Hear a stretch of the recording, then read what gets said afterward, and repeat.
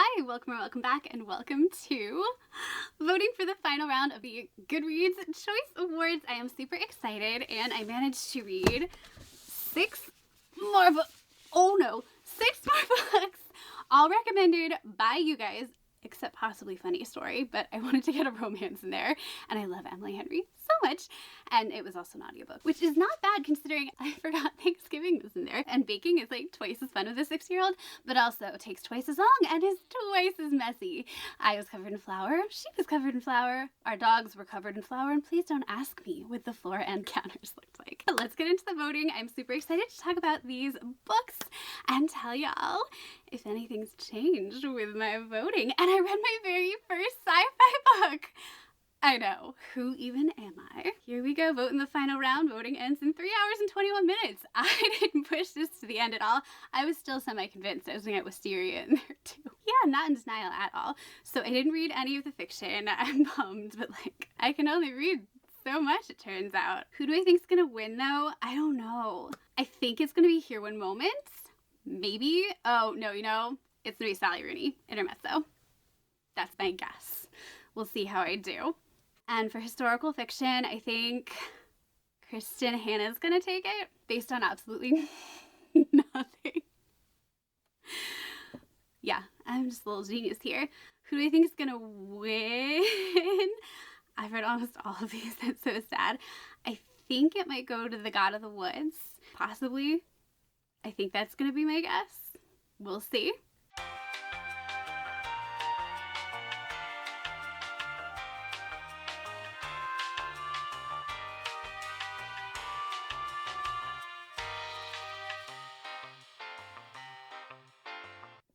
Romance. Okay, so I didn't read Myrtle. The Cinnamon Bun Bookstore, but I did find the book.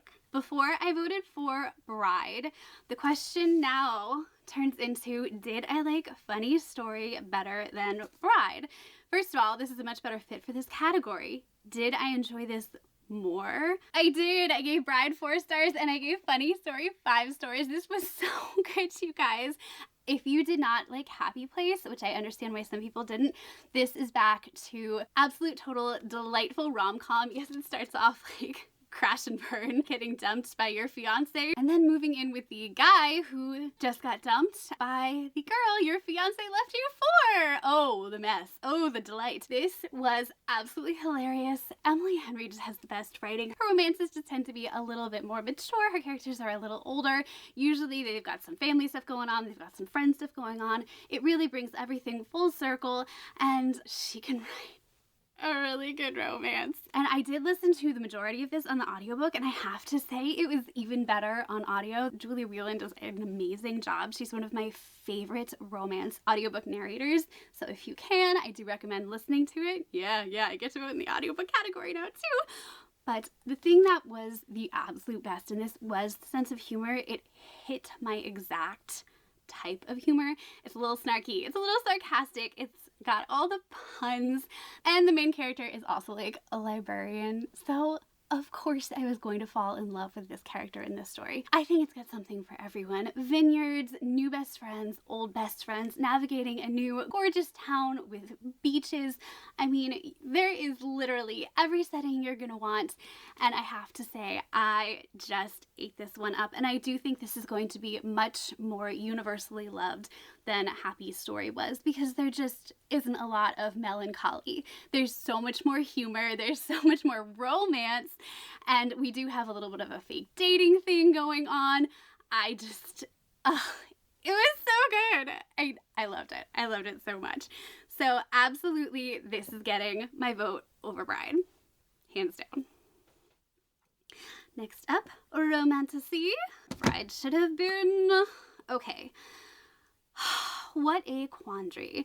A Fate's Inked in Blood is truly romantasy, and The Spell Shop was my favorite cozy fantasy of the year. They both were 5-star reads, so what do I do here? Here's my thing. SJM is going to win, but possibly A Fate Inked in Blood is the one thing that could maybe take her on. The Spell Shop is never going to win, and I think it's miscategorized. I love Norse mythology. Oh, The Spell Shop was so good. I loved them both possibly even equally, but for such different reasons.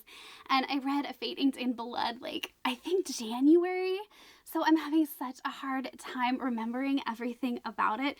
But I do very distinctly remember being obsessed with it and finishing it in like a day. All right, I think I'm going to go with A Fate Inked in Blood.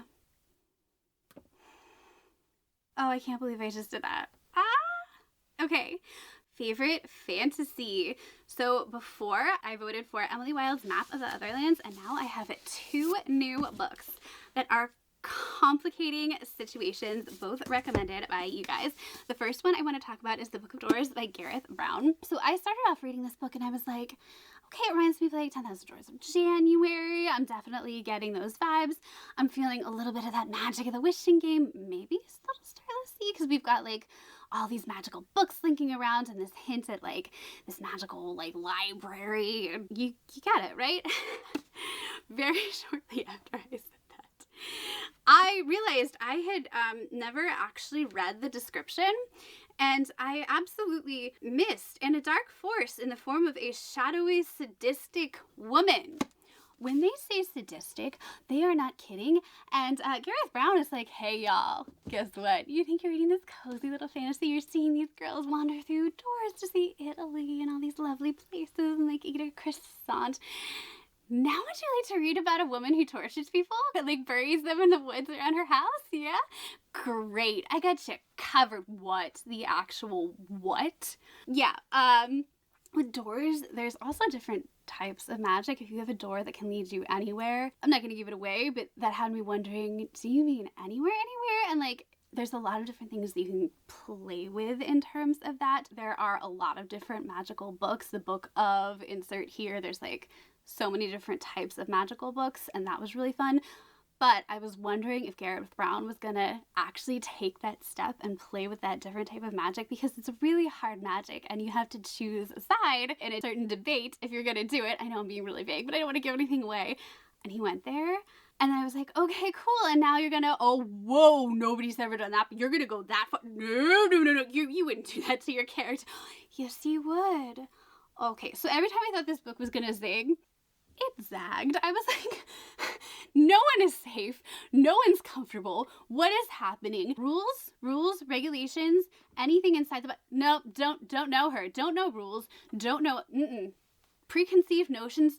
Just please throw them out the door, because anything I thought was going to happen, anytime I thought I had an idea of where this book was going to go, I was wrong. So wrong. Just don't expect anything when you're reading, because you're going to be wrong. Gareth Brown was like, I will follow no rules. I will stay in no boxes. You can't hold me anywhere. So the writing was really fantastic. I do feel like the characters definitely lacked a certain amount of development. This was not a character-driven story. This was about the world. This was about the magic. This was about the books. And quite frankly, he didn't have any room to do any more. This book was nonstop, and I didn't even think about further character development until this very moment, because it's usually something that I talk about, and I didn't miss it, which is saying oh so very much. It was definitely 5 stars. Parts of it, I was, wow, that was really horrifically violent. Thank you so much. I would like to look away now. But I've never read anything quite like this. I at first was like, this is feeling a little derivative. This is going to have to do some very original things. And it's like, he heard me and was like, okay. Strap in tight for that one, kids. Then I read The Tainted Cup. And had I read the description of this book, I would have never in a million years picked this book up. In fact, I flipped the beginning of this book and was like, oh no, we got military, so nope, this is not a Kristen book. This is not a book I ever want to read. I kept going and like, this is starting a guy, and we're about to like go investigate a graphically violent murder scene.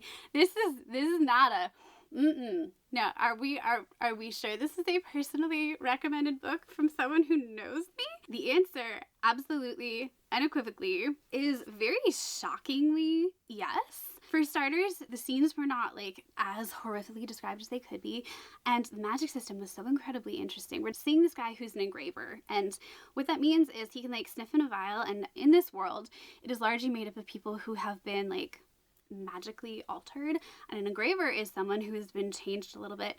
So when he sniffs this vial, he can instantly memorize everything in an entire scene, and then when he sniffs the vial again, he can tell it back to everyone. So he is the perfect person to go and investigate scenes of crimes because he can remember every single vivid detail as they were. It's like even better than a photo because he can take in smells, sounds, everything he will remember in great detail.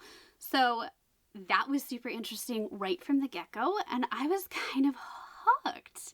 The characters are unique and interesting and very individual. I don't know if I've read characters quite like some of the ones in here. You're immediately drawn into this very interesting world where we're coming into the wet season, which means these leviathans in the ocean are coming up on the walls built around these cities and trying to attack them, and the entire world is basically like trying to brace for that impact and keep these massive creatures from coming in and like destroying everyone.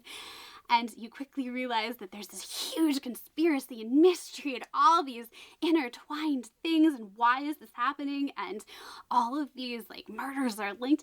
The mystery was fantastic. The fantasy world building was fantastic. The characters were so interesting and unique, and everything slowly came together, and everything made sense, and everything about this world was so carefully crafted and built and intertwined, and you got to know stuff about the history of the world that slowly came forward and mattered. My God, Robert Jackson Bennett, this was fantastic. I loved this book, and I can't believe that I am saying this. First of all, I was too disturbed by the violence in this book to genuinely have this go up against Emily Wilde. But this book, murder, mystery, fantasy, I was blown away by how intricate and well done, how amusing and funny some of the moments were to lighten things, how everything was just original, and I loved this so much. I feel like this is one of the very rare books. The only thing I've ever said this about before, I think, is Brandon Sanderson, that both my husband and I could read and enjoy. And you know what I just realized? Oh my God, there's no romance in this book. There's like a page, maybe. And I am actually considering this, needless to say it was 5 stars, voting for this up against Emily Wilde's Map of the Other Lands, just because it was so unlike anything I have ever read in my life. And I never would have picked this up if it had not been recommended to me.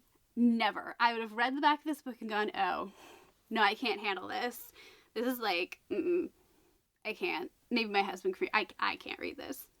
And I loved it. I'm starting to realize that like, maybe I'm having myself in with some boundaries that aren't necessarily there for me. So I have to decide my perfect Emily Wilde world against the Tainted Cup. What do I do? I could not put that book down. But Emily Wilde is also like my perfect fantasy world.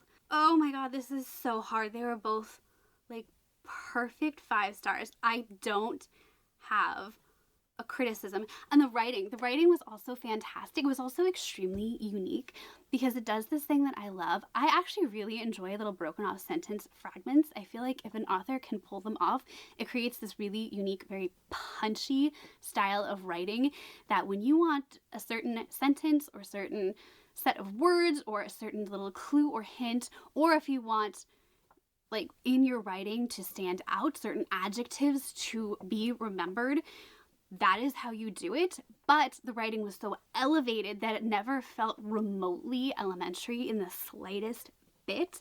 And yet everyone's style of dialogue, I noticed in particular, was so well done. It really sounded like people talking. And the author created their own like dialect, so they had their own like set of swear words, and of course their own brand new set of creatures that like do not exist, and their own set of like magical potions, worlds. Not just that though, but creatures that can be created through these magics that I've never heard anything like. Like these words and names were just completely made up. It was very impressive. Am I actually gonna vote for this book? Oh my god, I think I am. For sheer originality alone, the fact that I can read something like this and give it 5 stars. Oh my god, I did it, y'all. No one saw this coming. I didn't see this coming. I sat down thinking I was voting for Emily Wilde. Okay, here we go. I read The Family Experiment and I couldn't put it down. Things kept happening that were so shocking that my mouth kept dropping. And like, I didn't really realize that like AI and slightly futuristic stuff was considered science fiction, but of course it is. I guess I thought it had to be like robots or take place in space. Please don't judge me. Thank you so much for recommending this to me because it does have that thriller element which kept me turning the pages continually. I always felt like I was not smart enough to read science fiction. I guess I always felt like about like the English stuff and the music stuff and like philosophy, history, whatever, but I never felt like I would be smart enough to understand a science fiction book. I was so intimidated. And instead I sat down and all of a sudden I was like this much through the book and I was like, first of all, I don't understand what could possibly happen now. I'm scared. Okay. I'm very scared. This author has me terrified in this world, but I understood everything and it was amazing and I ate it up and it was so well done. It is so easily readable. It is just impossible to look away. The scariest part is that it feels like plausible. It's that like slightly near future where you're like, would that actually, could that actually? Oh my god, I think I might like buy that this could. Oh, that's terrifying. Like, I don't know how I'm gonna feel watching reality TV after this because the book is centered around this reality TV show that these contestants are on, raising a virtual child, basically. But, like, virtual reality, like, it's very immersive. It's so much worse than you think it's gonna be. But, like, the book is so good. The mystery was so much better than I thought it was gonna be. Everything linked together, things that I forgot about, things that I never expected. I just watched it build and build and build and build and build. And I was just in awe by the end, like terrified awe. Let me be extremely clear with you. But I also want to read more from this author. It was 5 stars. I've never read sci-fi before. I've never read anything like this before. I've never read anything with virtual reality. I read one book that was set in the semi-near future where like people were rewarded for getting married and there was no like technology or anything involved. What else has this man written? Like, what is in your mind, sir? You terrify me. Have you been to the future? Apparently I like sci-fi? Or is this a very specific subset of sci-fi? Someone tell me what's happening. I'm voting for it. I don't know what to say.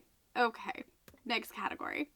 Believe it or not, I can vote for horror because I loved Murder Road. What is this year? What is this year? I'm not voting in categories that I usually vote in, like fiction and historical fiction, and I just voted in sci-fi and horror. I have no idea what is going on. Favorite debut novel. I previously voted for Voyage of the Damned. I now get to choose if I want to vote for The Book of Doors, which I just spoke about, or The Truth According to Ember. So what this book did super well was the characters. I loved every single character's relationship, and I did love the romance. It's like that new romance. It's that fresh, young, like everything's really exciting and like you can't keep your hands off of each other, but maybe don't do it when you're working in the same office, especially when it's specified you cannot have inter-office relationships. Just a thought. The dialogue was great, and I do mean every interpersonal relationship worked for me. It's not just the romance that was terrific, but it was the familial relationships, and they were complicated. They weren't like easy breezy. It was making new friends and building those relationships in the office. It was the complicated relationships in an office, like office pressures, things like that, and the friendships. The friendships were just almost like completely at the heart of this book, and I loved them so much. It was tough reading some of the, not just microaggressions, but like flat out aggressions, the racism towards Indigenous people, and also like the cultural appropriation. Like, is that really what Oklahoma is like, guys? All I know about Oklahoma is like, oh, Oklahoma and the wind comes sweeping down the plains. Like, that is it. I know the opening line from the musical. Wow. And I was reading the author's letter in the back, and she was like, yeah, this is the stuff we have to deal with, and I just wanted more romance starring Indigenous people because they're not out there. So all of these things are pointing to like, yes, I loved it, but I had the exact same feeling the entire time I was reading this book, reading Confessions of a Shopaholic, which for the most part I loved. I loved the clothes, the shopping, the descriptions of most of the relationship, except the whole thing starts with a big lie. And then that lie, more lies have to get added on and on and on. And some of them were completely unnecessary and arbitrary and just like, why? Why are you lying that you like love cats? Why are you lying about that? Why are you lying about like, that's your car? That's just it, like, some of them didn't even make sense to me. And I was just so frustrated. And of course, because she meets this guy at her workplace, every lie also affects not just how she got her job, but her relationship as well. I was so uncomfortable and nervous and anxious the whole time that I couldn't quite enjoy the book because I hate lying. Like, I can't tell a lie. Like, when I tell a lie, I will literally pause for a second and be like, okay, wait, I'm lying. Like, literally, you can, my husband can chime in and be like, yeah, no, don't. I just can't. I can't lie. So it was good. It did so many things well. It definitely showed me some stuff that I need to think about. But yeah, she just kept lying so much about things that didn't even matter. It made me crazy.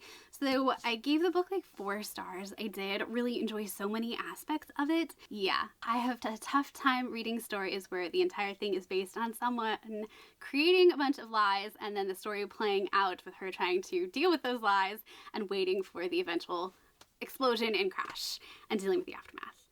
I don't like those storylines. So that was really rough. But I look forward to reading more from this author in the future as long as she picks a different trope. Any other trope. So for this one, I am definitely going to vote for The Book of Doors. When I realized this was a debut, my mind was completely blown. I did enjoy Voyage of the Damned very much. It turns out I love fantasy murder mysteries, but the ending of that book, I really did not care for, and I only gave it 4 stars, and this was 5. Like, absolutely 5. So, voting, absolutely so happy to vote for The Book of Doors. It was phenomenal. For favorite audiobook, absolutely funny story. Julie Whalen is always one of my favorite audiobook narrators. This was exceptional on audiobook. The way she was able to do different voices for different characters. I actually read some of it as the book and found myself definitely preferring it as an audiobook just because of the way she brought it to life. She had to do this one dialogue where one character's crying and this other character's fine and she's flipping back and forth flawlessly. Like, yes, this was a phenomenal audiobook. And if you have not read this book yet, consider listening to the audiobook. Even if you've never listened to an audiobook before, if you like romance, this might be a great one to start with because I thought it was exceptionally well done. Although I did blush my way through the romance scenes. I'm not good at listening to those out loud. I admit it. But she's like one of my favorite audiobook narrators. Okay, next category. Young adult fantasy. Okay, so I only got to read The Crimson Moth, which I'm trying to match today. Do you know how hard it is to find a dress with moths on it? Like, in this color palette? Thankfully, I did it months and months and months ago and finally got to read this book. But also, on here it's called Heartless Hunter. Same book. This is the series name. Fairy Loot printed it too early to get the new name. You get the point. Okay, so what did I think? I think I wanted to throw this book across the room when it got to the end and drag the 2 main characters together and stick them in a padded room with absolutely nothing sharp and no weapons of any kind and just force proximity them and make them get together. When is the sequel coming out? Clearly, if I had this strong of a reaction, the 2 main characters had absolutely incredible chemistry, which was completely necessary for the entire plot because it was kind of predicated on their amazing chemistry because they are 2 opposites and they are witch hunter, and they absolutely had to have this amazing chemistry in order for this book to work at all. They did. Okay, they did. I loved it. I loved it. We get the ballroom scenes. We get a girl pretending to be vapid and then like trying to hide that she's actually got this sharp wit which occasionally comes out, and then this guy who's a witch hunter and like he's like, did you just insult me? Just like, of course not. What? Like, stuff like that. It was so funny. There's two sides to every story. Where the witch is bad, where the witch is good. Like, we're seeing so much stuff. You think you know one thing, and then things continue to get muddled as you're going on. I love seeing relationships continue to get more complicated as we're going on. I love it when authors hide things in plain sight and you get to feel like a complete and total moron right at the very end of the book. Twice. Thank you, Kristen Ciccarelli. I felt great with that. It was fun. It was great. It was based on the Scarlet Pimpernel, according to the author, so I really would have loved to see this as an adult book and aged up. And quite frankly, like, with their chemistry and the way they did some of the romance scenes, are you sure this is totally YA? Because he's like, I must see every inch of her bare skin to make sure she has no witch marks. And I'm like, it's an excellent reference to the Salem witch trials, but like, I loved it. I wanted the writing to be a tiny bit more elevated. That's just personal preference. I'm a purple prose kind of girl. Look at these beautiful, like, look at them, look at them. Oh, I love them. Like, I'm telling you, you pick this up and you're gonna get exactly what that description gives you. You're gonna get everything you want. You're gonna get the courtship. But what I loved was that it wasn't rushed. It didn't feel forced. They really had to learn to trust one another. And in order to do that, they had to give. And I don't mean physically. I mean, they each had to start giving pieces of themselves that they had hidden away, that they were repressing, that they needed to address, that they had to work through emotionally. The book was gonna make them do the hard work. And you don't necessarily always get that in these YA fantasies or any romantasy. Like, you don't always get it to the extent that this book did it. And I thought it was done so well. Now, granted that I want to throw the book at the end, do I wish that I had read Wisteria so much? Yes. I was almost like, how many pages is this?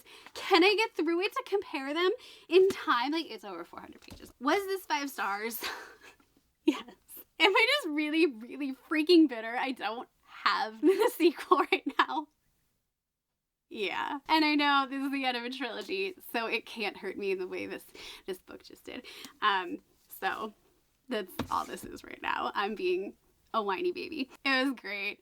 Whoever said I was gonna love it, yeah, I did. It was everything I wanted it to be.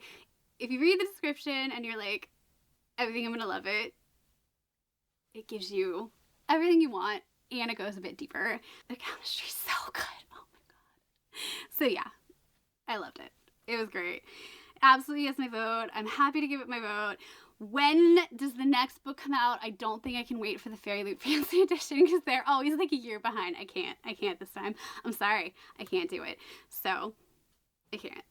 And then when it comes to favorite young adult fiction, I am between the reappearance of Rachel Price and Where Sleeping Girls Lie, and once again, I think I'm going to go with Where Sleeping Girls Lie just because the writing was better.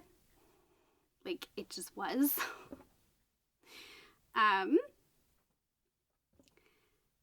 And that is the last one I get to vote in. So, rooting for one in a millennial.